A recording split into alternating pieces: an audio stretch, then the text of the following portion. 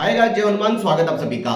जैसे ही जेईई में 2025 session 1 session 2 की ऑल इंडिया रैंक का रिजल्ट आया, स्टूडेंट्स को होने वाली एनआईटी, ट्रिपल आईआईटी, आईआईटी और जेएफटीआई की जोसा काउंसलिंग और जोसा के बाद होने वाली बची हुई सीटों के लिए एनआईटी, ट्रिपल आईआईटी की सीएसईबी काउंसलिंग की कट ऑफ्स को लेकर के बहुत बड़ा धोखा या बहुत बड़ा कंफ्यूजन और बहुत बड़ा डाउट बना हुआ है। जैसे ही जेईई मेन का रिजल्ट आया, बहुत बल्क में लाखों की संख्या में स्टूडेंट जोसा की वेबसाइट पे 2024 की एनआईटी, ट्रिपल आईआईटी और जेएफटीआई की ओपनिंग क्लोजिंग रैंक सर्च कर रहे हैं और उसी के साथ वो सीएसईबी की वेबसाइट पर जो आगे के राउंड की काउंसलिंग के बाद बची हुई सीटें एनआईटी, ट्रिपल आईआईटी के लिए अलग से काउंसलिंग होती है, उसकी ओपनिंग क्लोजिंग रैंक सर्च कर रहे हैं। और जब वो ओपनिंग क्लोजिंग रैंक को देख रहे हैं तो उन सभी स्टूडेंट्स का, क्योंकि बल्क में हमारे पास बच्चे हर साल काउंसलिंग के लिए आते हैं, आना चालू हो चुके हैं और उनको कंफ्यूजन है कि सर जोसा की वेबसाइट पर किसी पर्टिकुलर कॉलेज की जो क्लोजिंग रैंक है वो बहुत कम दिखा रहे हैं और अगर हम किसी category OBC, EWS, SC, ST से बिलोंग करते हैं तो वही रैंक सीएसईबी में हमें ह्यूज डिफरेंस पे कट ऑफ में दिख रही है। तो क्या ऐसा है कि जोसा के अंदर काउंसलिंग के अंदर कैटेगरी का रिजर्वेशन नहीं लगता या कैटेगरी पे कट ऑफ इतनी लो जाती है और वही कट ऑफ जब सीएसईबी की वेबसाइट पे देखते हैं तो वहां पर इतनी बल्क में, इतनी पीछे की रैंक पर, लैक्स तक की रैंक का या थाउजेंड्स की रैंक्स पर एनआईटी, ट्रिपल आईआईटी आराम से मिलते हैं? क्या ऐसा होता है? चलिए बात करते हैं।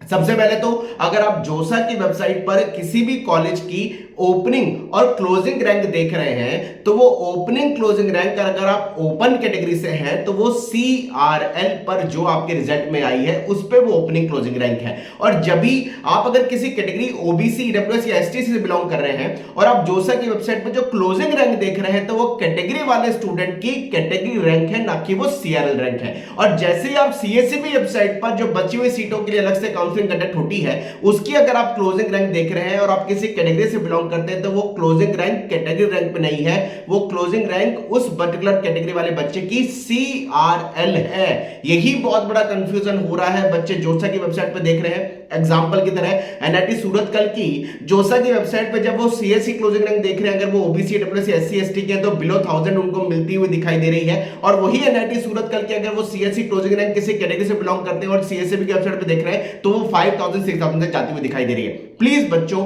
ऐसा मत सोचिए। जोसा की वेबसाइट पे जो क्लोजिंग रैंक है, अगर आप किसी कैटेगरी से बिलोंग करते हैं तो वो कैटेगरी पे जो आपकी रैंक है उसकी क्लोजिंग रैंक दे रखी है। और आप किसी कैटेगरी से बिलोंग करते हैं और आप सीएसईबी की वेबसाइट पे जब क्लोजिंग रैंक देख रहे हैं तो वो आपकी सीआरएल पे शो कर रखी है।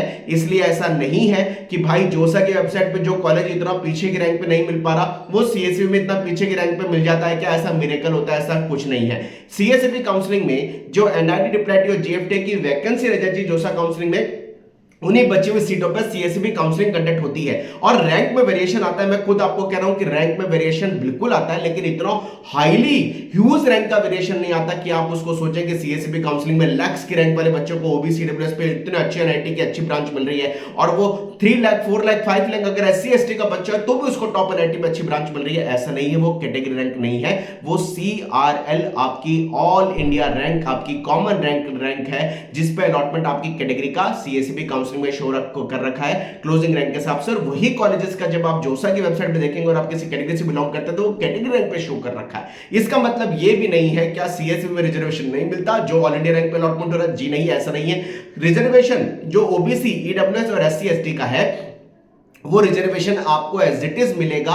जो कैटेगरी का रिजर्वेशन सेंट्रल गवर्नमेंट की पॉलिसी के अकॉर्डिंग दिखाया गया वो रिजर्वेशन आपको जोसा में मिलेगा, वो रिजर्वेशन आपको सीएसबी में मिलेगा। लेकिन वो जो अलॉटमेंट शो कर रखा है वो अलॉटमेंट आपका पर्टिकुलरली सीआरएल पे अलॉटमेंट ऑल इंडिया रैंक पे सीएससी पे शो कर रखा है, चाहे आप किसी कैटेगरी से बिलोंग करते हैं। और वही कॉलेज का अलॉटमेंट आपकी कैटेगरी रैंक पे शो कर रखा है अगर आप जोसा में वेबसाइट पे क्लोजिंग रैंक देख रहे हैं। तो प्लीज इस कंफ्यूजन में बताइए, बहुत बड़ी संख्या में बच्चे कंफ्यूजन में आकर के हमसे लगातार बात कर रहे हैं, मिल रहे हैं कि सर हमारी तो रैंक इतनी अच्छी है कि हमें जोसा के तो ब्रांच नहीं मिली लेकिन सीएससी में रैंक हमें ब्रांच मिल रही है। कई बच्चे कह रहे हैं सर हमारी रैंक इतनी पीछे लेकिन जोसा में नहीं मिल रही और सीएससी में इतनी आसानी से हमें ब्रांच और कॉलेज मिल रहा है। ऐसा नहीं होता। सीएससी में जो अलॉटमेंट शो कर रखा है वो ऑल इंडिया रैंक पे अलॉटमेंट है, चाहे आप किसी कैटेगरी से बिलोंग करते हो। जोसा में जो अलॉटमेंट शो कर रखा है क्लोजिंग रैंक के हिसाब से अगर आप किसी कैटेगरी से बिलोंग करते हो तो कैटेगरी रैंक पे शो कर रखा है। बस इतना सा डिफरेंस है, इसको समझने की जरूरत है। Wish you all the best. Comment box में जरूर लिखिए कितनी रैंक आपकी जेईई मेन के अंदर आ रही है और हम आपको बताएंगे उस रैंक पे आपको कौन से कॉलेज मिलने की चांसेस बन सकते हैं। जय Hanuman. Wish you all the best. Bye bye. Thank you very much.